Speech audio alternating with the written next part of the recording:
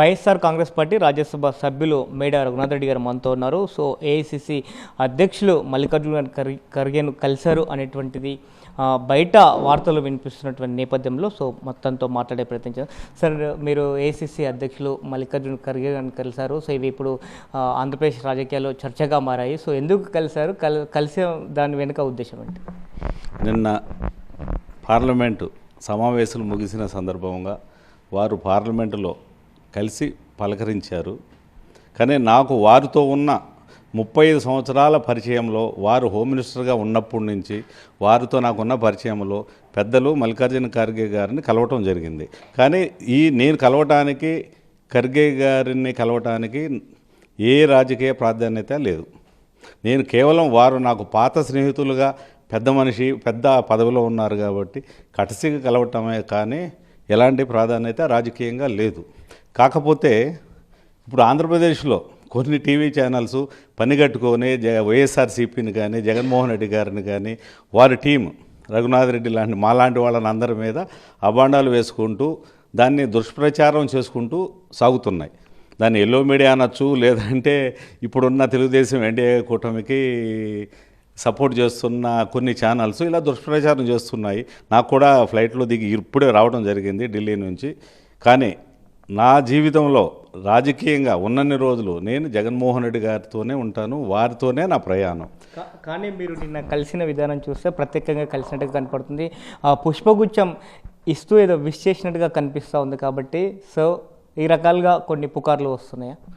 కానీ వారు ఒక పార్టీకి, ఇండియాలో ఒక కాంగ్రెస్ పార్టీ అనేది గతంలో ఒక పెద్ద పార్టీ, ఈరోజు కూడా అలాంటి పార్టీ అధినేతను, ప్రెసిడెంట్ను కలవటము, ఒక పుష్పగుచ్చం ఇవ్వటములో తప్పేం లేదని నేను అనుకుంటున్నా. కానీ ఈ కలయికకు మాత్రం ఎలాంటి ప్రాధాన్యత లేదు రాజకీయంగా. కేవలం వారు నాతో పర్సనల్గా కలవడమే జరిగింది.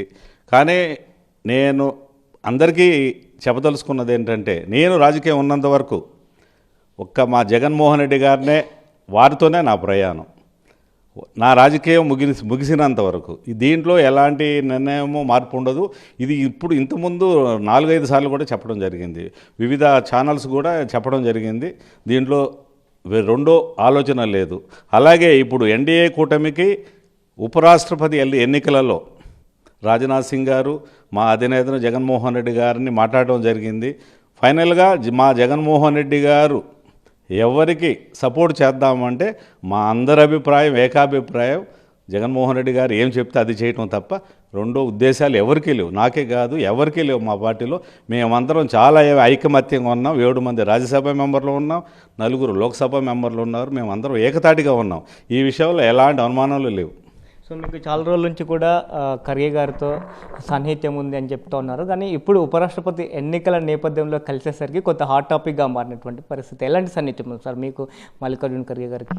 కానీ నేను 40 years బ్యాక్ నా బిజినెస్ ప్రయాణం కర్ణాటకలోనే జరిగింది. కర్ణాటకలో గుల్బర్గా డిస్ట్రిక్ట్లోనే జరిగింది. వారు అప్పుడు గుల్బర్గా డిస్ట్రిక్టు, వారు మంత్రిగా ఉన్నారు, హోమ్ మినిస్టర్గా ఉన్నారు, చాలా మంత్రి పదవులు చేశారు. నాకు అక్కడ పాత పరిచయం ఉంది కాబట్టి నేను వెళ్ళటం జరిగింది. కానీ కేవలం రాజకీయంగా ఎలాంటి ప్రాధాన్యత లేదు. సార్, ఉపరాష్ట్రపతి ఎన్నికల్లో సో వైసీపీ స్టాండ్ ఎట్లా ఉండబోతుంది? సో ఇప్పుడు ఉపరాష్ట్రపతి ఎన్నికల సమయంలో కలిశారు కాబట్టి కొంత మేడా మల్లికార్జున రెడ్డి అంటే జగన్మోహన్ రెడ్డి నిర్ణయానికి విరుద్ధంగా వెళ్తారా అనేటువంటి ఒక చర్చ కూడా జరుగుతూ ఉంది సార్. లేదు, ఎలాంటి ఇది లేదండి, అపోహలు లేవు. కేవలం మా అధినేత మాజీ సీఎం జగన్మోహన్ రెడ్డి గారు వారు ఏమి నిర్ణయిస్తే అదే జరుగుతుంది. మేము 11 మంది ఎంపీలం కూడా ఏకతాటిపైన ఉన్నాం. Already 2 days back YV Subba Reddy గారి ఆధ్వర్యంలో మన పార్లమెంటరీ పార్టీ ఆఫీస్లో మీటింగ్ జరిగింది.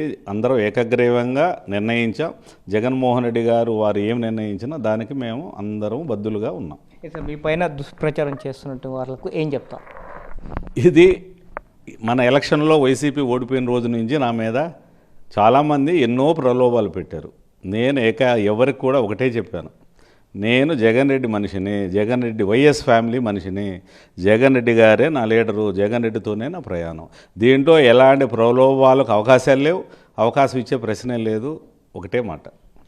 సో ఇది చెప్తా ఉన్నారు. సో రాజకీయాల్లో ఉన్నన్ని రోజులు కూడా వైఎస్ జగన్మోహన్ రెడ్డితో పాటు ఉంటాను. సో తాను వైఎస్ఆర్ కుటుంబ సభ్యునని చెప్తున్నారు. అయితే ఏఐసిసి అధ్యక్షుడు మల్లికార్జున్ ఖర్గేను కేవలం తను పాత మిత్రులు కాబట్టి సో తన వ్యాపార లావాదేవీలు సో అలాగే వ్యాపారం సంబంధించి కూడా కర్ణాటకలోనే ప్రారంభం కాబట్టి సో చాలా రోజుల తర్వాత మల్లికార్జున్ ఖర్గేను కలిసాలి తప్పితే ఎలాంటి ఉద్దేశం లేదు, పార్టీ మారే ఆలోచన లేదు.